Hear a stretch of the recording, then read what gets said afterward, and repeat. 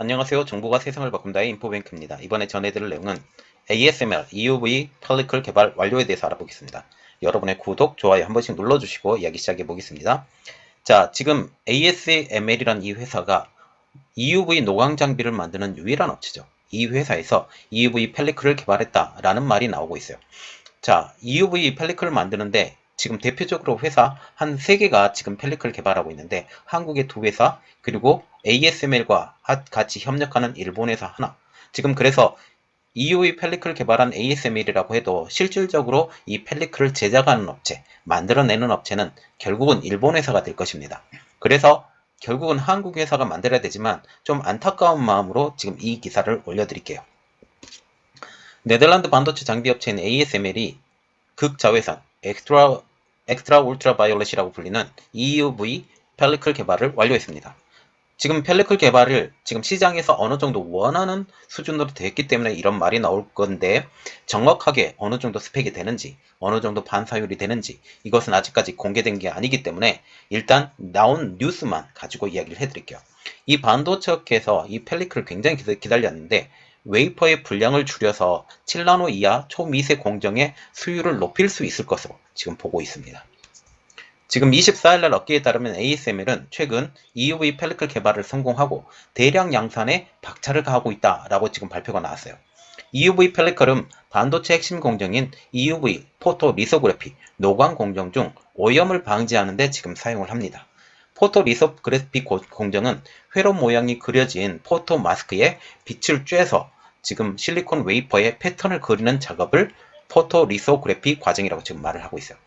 특히 포토 마스크가 오염이 되면 불량률이 지금 증가하는데 일종의 얇은 덮개, 말하자면 포토 마스크 바로 위에 덮이는 덮개인 펠리클이 포토 마스크의 오염을 막고 수명을 연장하는 역할을 하죠.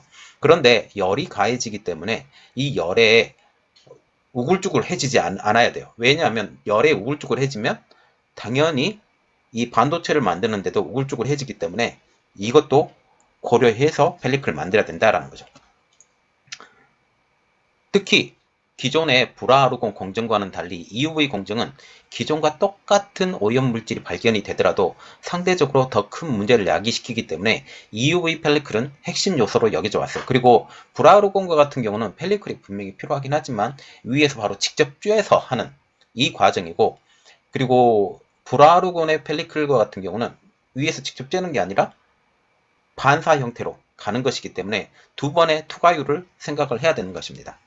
자, 그러면 EUV 펠리클을 사용하면 뭐가 좋냐? 수율뿐만 아니라 생산 비용도 줄일 수 있죠. EUV 공정에 사용되는 포토 마스크 굉장히 비쌉니다. 수억 원에 달하기 때문에 한번 오염이 되면 교체하는데 비용이 만만치 않다라는 것이죠. EUV 공정은 지금 그래서 ARF 공정과 달리 광원의 특성상 광원을 반사하는 방식으로 택해서 포토 마스크의 특성이 바뀌면서 기술적 난이도가 높은 펠리클을 개발을 해야 돼요. 특히 EUV 노광 공정에 들어가는 지금 파장 있잖아요.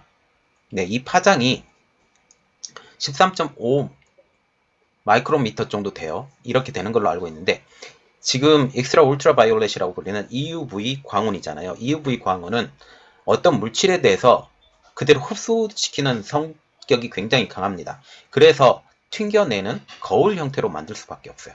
그렇기 때문에 어렵다라는 거죠. 자, 이런 식으로요. 지금 보시면 다 이게 반사판 형태가 되는 것입니다. 이것도 반사판, 이것도 반사판, 포토 마스크도 마찬가지로 반사판. 여기 전부 다 반사판으로 돼서 이렇게 공정 자체가 굉장히 난이도가 높아요. EUV 노광 장비도 반사판으로 만들어야 되기 때문에 난이도가 높은데 여기에 포토 마스크를 덮는 그 지금 펠리클과 같은 경우는 더욱더 높게 되는 거죠. 이렇게 되는 거죠. 지금 보통 보면 ARF 불화르곤 액침 노광 공정에서는 DUV를 바로 투과를 시켜서 지금 현재 이 펠리클 자체가 뭐 이렇게만 해도 되는데 EUV 노광 장비 같은 경우는 보세요.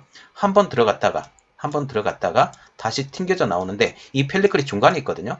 펠리클이 중간에 있는데 이 펠리클이 중간에 있으면서 이중으로 이 빛을 산란을 시켜버린다 라고 지금 보시면 돼요. 이게 펠리클의 모양입니다. 그래서 이렇게 되는 거죠.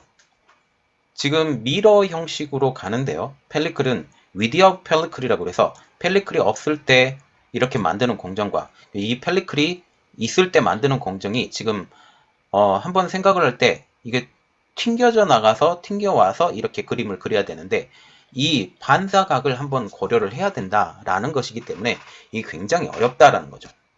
업계에서는 이렇게 기술적 난관에도 불구하고 EUV 펠리클을 확보하기 위해서 지금 치열한 경쟁을 펼쳐왔습니다.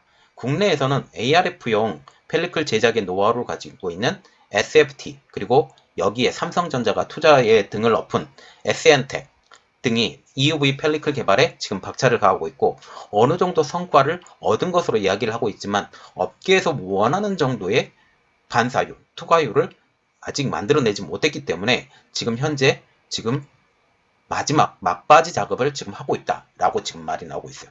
자, 그래서 지금 보시면 EUV 펠리클은 여전히 EUV 공정에서 필요한 것이다. 그러나 아직까지 누구 하나도 제대로 물건을 만들어내지 못했는데 이번에 ASML에서 제대로 만들어냈다라고 발표를 하는데 이게 그리고 얼마나 효율적인가 그것까지 다시 한번 생각을 해서 정말 이 내용이 더욱더 진전된 내용이 나오게 되면 여러분들에게 빨리 알려드리도록 노력하겠습니다. 이번 내용은 여기까지였고요. 제 내용이 여러분들에게 도움이 됐다라고 생각을 하시면 구독과 좋아요 그리고 알람 설정까지 좀 부탁드리겠습니다. 감사합니다.